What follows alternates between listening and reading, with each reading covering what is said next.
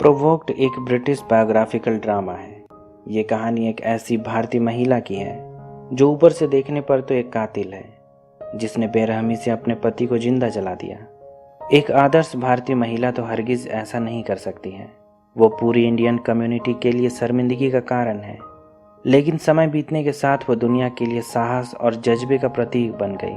उसकी कहानी हर महिला को ये संदेश देती है कि चुपचाप जुल्म सहने के बजाय इसका विरोध करना चाहिए। एक औरत के लिए जब तक कि वो एक पत्नी है, उस पर उसके कथित भगवान का जोर तो चल सकता है, लेकिन जब वही औरत एक माँ बन जाती है, तब उसकी पूरी जिंदगी अपने बच्चों की सुरक्षा के लिए होती है, उनके बेहतर भविष्य के लिए होती है। तब वो चंडी बन जाती है, फिर जुल्म उस पर नहीं चल पाती। लेकिन इससे पहले कि हम इस कहानी को देखें, अगर आपको मेरा काम पसंद आता है तो वीडियो को लाइक, शेयर और चैनल को सब्सक्राइब कर दें। लंदन में एक रात किरणजीत आलूवालिया नाम की भारतीय महिला ने गहरी नींद में सोए अपने पति दीपक आलूवालिया पर पेट्रोल डालकर आग लगा दी और खुद घर के बाहर अपने बच्चों के साथ बेसुध बैठी रही। वह ऐसी बैठी थी जैसे उसे किसी बात का होश ही ना हो। जब पुलिस ने तहकीकात की, उन्हें पूरी घटना तुरंत ही समझ में आ गई। ये कोई आगजनी का मामला नहीं है, बल्कि अटेम्प्ट टू मर्डर है। किरणजीत आलूवालिया ने अपने पति को सोते वक्त जलाकर मारने की कोशिश की है। हॉस्पिटल में अपनी आखिरी सांसें गिन रहे दीपक ने भी अपनी पत्नी पर आरोप लगाया कि उसने उसे जलाकर मारने की कोशिश की है। किरणजीत पुलिस की पूछताछ के वक्त ज्यादातर खामोश ही रही, अपने नाम के अलावा कुछ और नहीं कहा। लेकिन जब डिटेक्टिव उस पर चिल्लाने लगा, तब उसने रोते हुए टूटी फूटी अंग्रेजी में बस इतना कहा कि वो अपने पति को दर्द देना चाहती थी, जैसा कि वो उसे दिया करता था। पुलिस ने इसे एक तरह का कन्फेशन माना और इस इकबाले जुर्म के आधार पर उसे न्यायिक हिरासत में भेज दिया। लंदन के अखबारों में ये एक बड़ी खबर बनी। हेडलाइन यही थे कि एक भारतीय महिला ने अपने पति को जिंदा जला दिया। जब किरण को जेल ट्रांसफर किया गया, लगता है कि जेल में 2 दिन भी नहीं जी पाएगी। वो बड़ी भोली भाली और मासूम जान पड़ती है। जेल तो उसके जैसे लोगों के लिए बना ही नहीं है। वो तो किसी से बात तक नहीं करती है, हमेशा चुपचाप और गुमसुम रहा करती है। जेल में रहने वाली दूसरी कैदियों को समझ में नहीं आता है कि आखिर इसने कौन सा बड़ा गुनाह कर दिया है जो कि जेल में डाल दी गई है। उसकी जेलमेट का नाम वेरोनिका स्कॉट है। अगर वो ना होती तो किरण जेल में कैसे रह पाती? बड़ी मुश्किल हो जाती। खाने के वक्त कैदी उससे उसके ब्रेड छीन लिया करते हैं।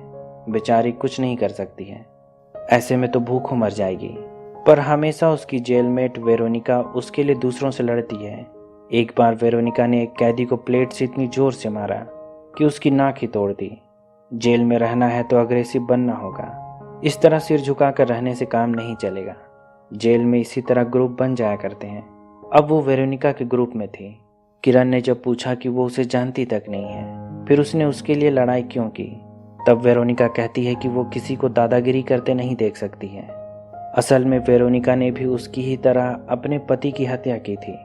वो उसे मारा करता था। एक दिन सबर का बांध टूट गया तो उसने उसकी जान ही ले ली। कुछ दिन बाद जेल में उससे मिलने राधा दलाल नाम की एक महिला आती है। वो साउथ हॉल ब्लैक सिस्टर नाम की एक संस्था चलाती है। ये संस्था उत्पीड़न के शिकार महिलाओं की मदद करती है। जब राधा को किरणजीत वाले मामले के बारे में पता चला, तभी वो समझ गई थी कि अंदरूनी बात कुछ और ही है। ये मामला जैसे ब्लैक एंड व्हाइट दिखता है, वैसा हरगिज नहीं है। कोई भी महिला अपने पति को जलाना क्यों चाहेगी? क्या उसके घर में कोयला कम पड़ गया था क्या? ऐसा तो नहीं हुआ होगा ना।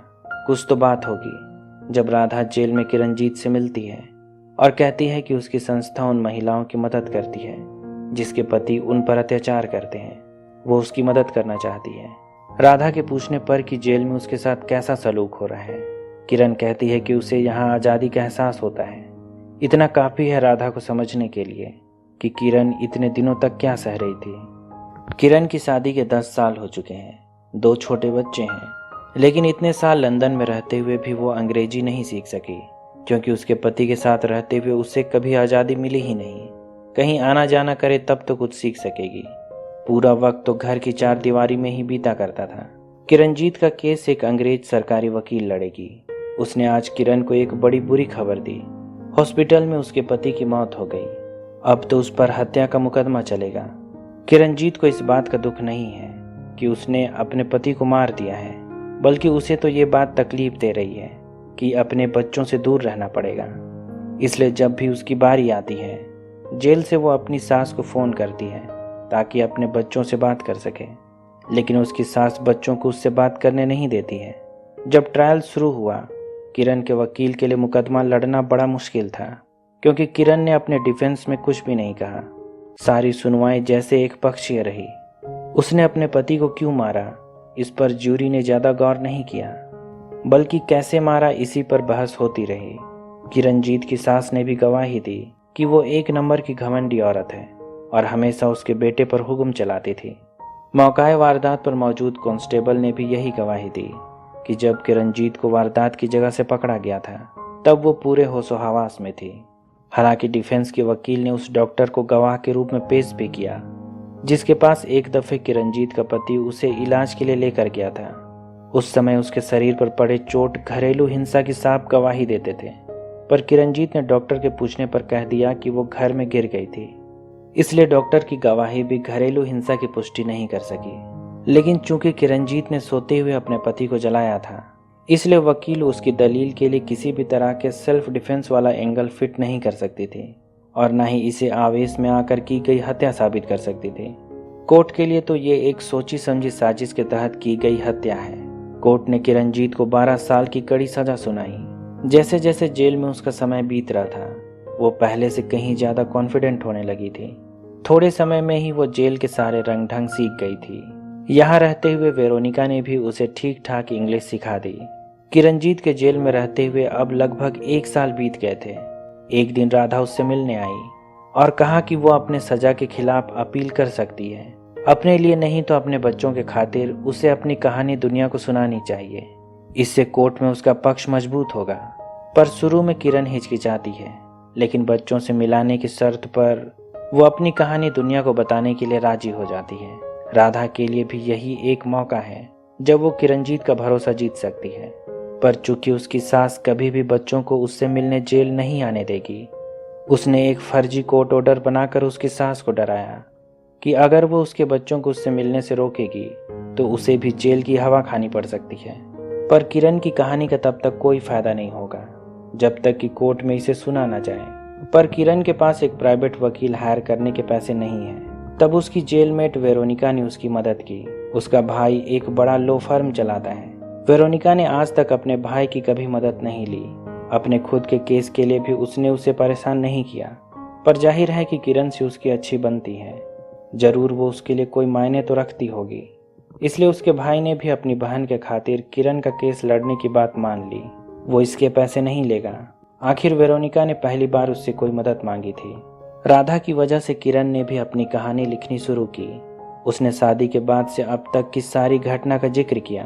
वो भारत के पंजाब से है, अपनी बहनों में सबसे छोटी है।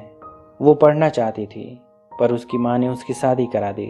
लंदन आए उसे लगभग 10 साल हो गए हैं, पर अपने पति के घर में बिताए हर एक दिन उसके लिए किसी कैद की तरह थे। वो हर वक्त जलील होती रही। बात बात पर गाली और मार खाना उसके लिए आम सी बात हो गई थी।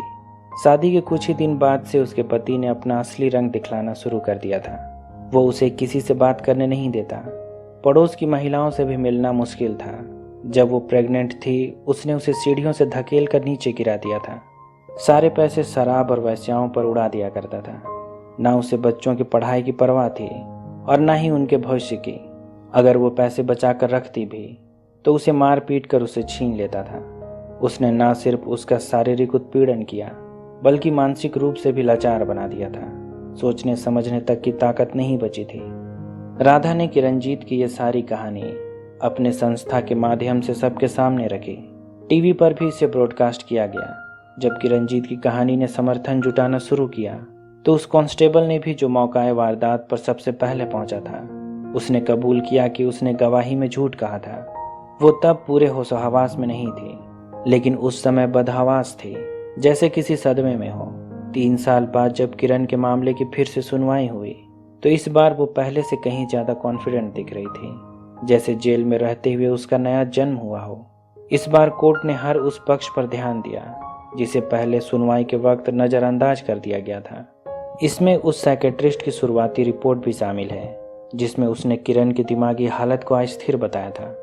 उसके साथ 10 सालों तक जो शोषण किया गया उसकी पुष्टि भी कोर्ट में कर दी गई। पुराने मामलों का हवाला दिया गया।